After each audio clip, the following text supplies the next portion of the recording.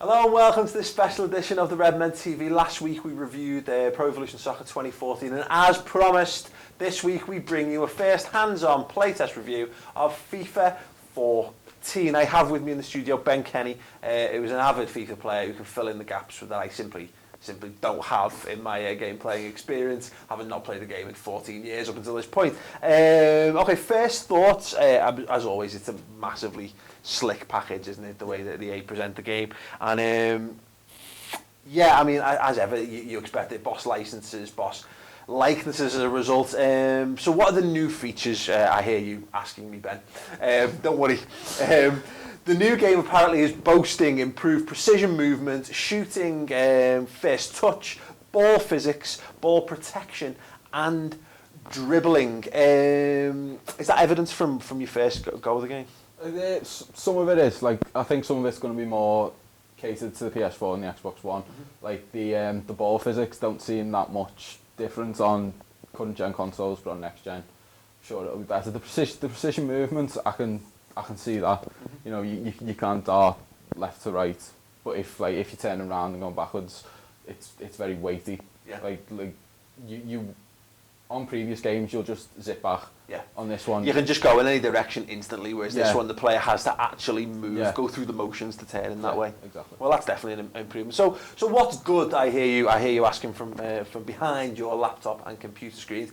It's a very fast, arcadey action football game to my eyes. It's the pick up and playability that I like the most about it, because again, having not played a FIFA game in the best part of 15 years, it's great that you can pick it up and not be dreadful from the outset. But that being said, although you have got the ability to sort of run, pass and shoot, the skills and the added control add so much more depth to the game. Yeah, it's like the whole L2 left trigger to do skill moves is completely gone. L2 and left trigger is now used to shield the ball in defensive situations. So that means that you can't just flick the right stick and just nutmeg people and run past them dead easily. You've got to actually go round them or pass next to them. This is a bit of a pet hate of yours, I can tell, isn't it? Yeah. Yeah. Is this something that's plagued your one-on-one and online sessions for the last year? Last 4 or 5 years. One of the things that really stood out for me, the goalkeeper animation. It's the reflex saves that goalkeepers make. You know, the likes of Joe Hart, you think your shot's in, and then boom, this hand comes out of nowhere, or they stick out a foot and deflect it over the bar and stuff. And that, for me, I mean, it goes back all the way back to like FIFA International Soccer. You know, they always prided themselves on the animation models of the players, and to me, that's one of the really standout features of the game.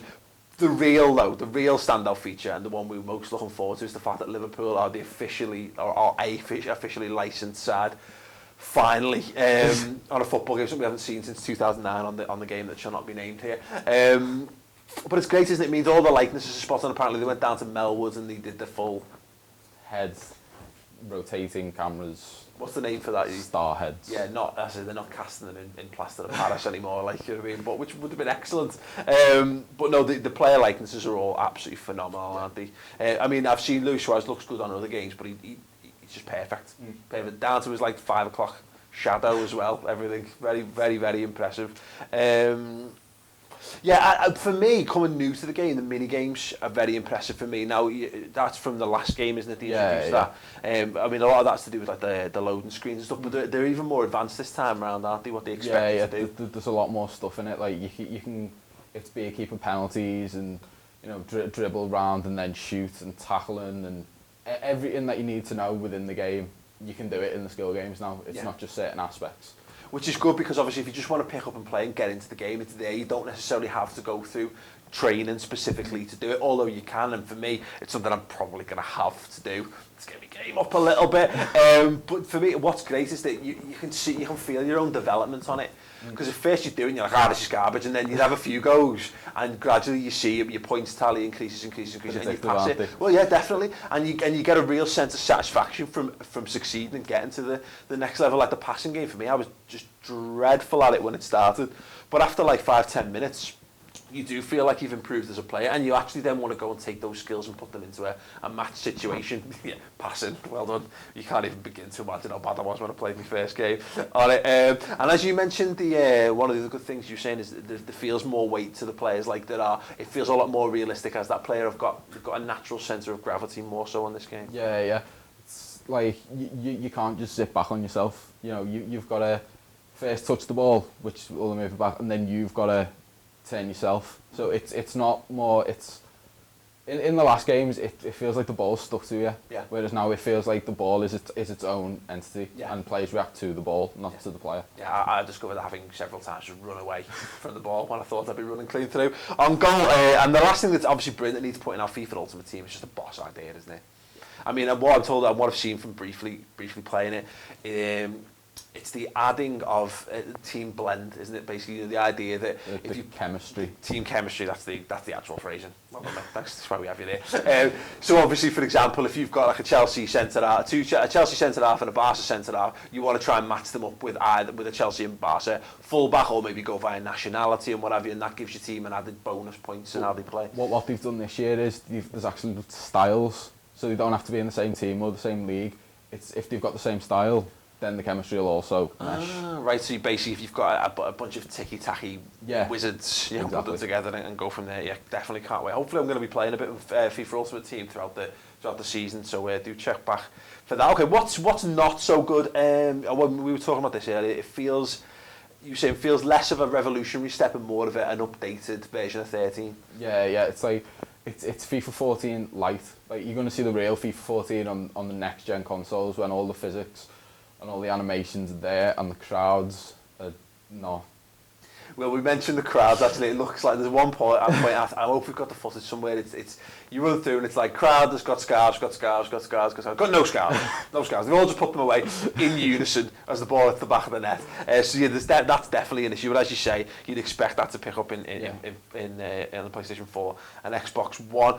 For me, though, we were talking about the added weight. It still feels lightweight to me. It still feels more of an arcade game than a sim.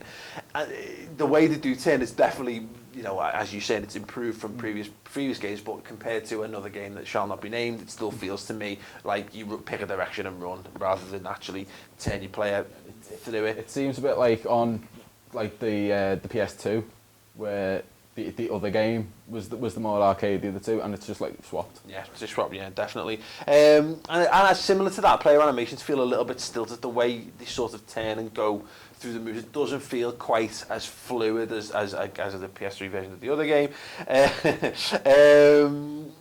Yeah, I think there's, you know, you can pick faults in it, but it's such a well polished game by this point that there aren't massive holes. It's more like what could be done rather than what they've, you know what I mean, what faults with what they've done specifically.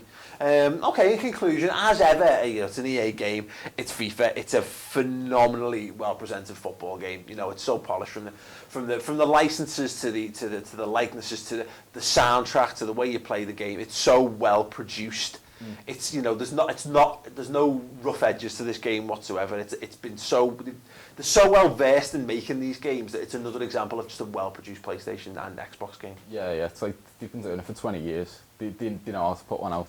Yeah. It's a perfect game to have your mates round, you know, have a few drinks and just play FIFA all night. Yeah, it's one of them. I mean, my criticism of it, and as mentioned, for me, it still feels a little too arcadey as opposed to being a proper sim. And I can see why people will play that, and I can see why it's so that you could probably still get your dad to play it with you. You know what I mean? It wouldn't be too hard to teach someone to play it. It's not as technically specific, like. But for me, that's to me is a detriment to it. But I know, again, if you've only ever played FIFA games, this probably does feel like another step along the evolutionary ladder that makes it feel more and more realistic. But ultimately, I think the thing that stands out from this game, and Ben alluded to it earlier, from what I've heard about the PlayStation 4 and Xbox One versions, this feels like they've spent the real time and effort on the next gen version, and this is kind of like, you've seen it now, you know, when you carried on making PlayStation 2 games, or they carried on making FIFA for the Mega Drive when it was on the PlayStation 1 and stuff, you know what I mean? Did you know that FIFA 13 came out for the PS2? Yes, they're still making games for the PS2. who is still buying PlayStation 2 games? Ask me this. Answer me this. Yeah, and to me, that's the only downside of this, is that this does feel like the last hurrah of the old generation. And but to be honest, as a result, I can't wait to play the PS4 version. Yeah. So now, let us know your thoughts. What have if you've played the game so far? Let me know in the comments below. Is there anything you think that is lacking from this game? Do you think it's a massive step forward, or could more have been done? Again, anything positive, anything negative, please do leave it in the comments section underneath. And if you want to basically do what you've done on other videos last week, leave some trolling comments about Pro Evo, just go for it. All in the comments section underneath. Anyway, yeah, I mean, if you're going to give it a rating, what would you give it? 10 out of 10. Yeah, I'd give it a 0 because I'm rubbish at it. But no, I feel like I'm gonna have to get stuck into the game, and hopefully, but that's the thing about the training and stuff. I feel like I can get better. Hopefully, my age. Hopefully, I'm not too old to learn new tricks. Anyway, thanks very much for watching, Ben. Thanks very much for joining us. Hope you enjoyed the review. Do leave all your comments in the comments below. Don't forget to click subscribe as well, and share the video and like it, and yada yada yada. Anyway, thanks very much for watching. Don't forget to watch our Liverpool squad review and any other videos we've done on youtube.com/the Redmen TV. Anyway, thanks and good night.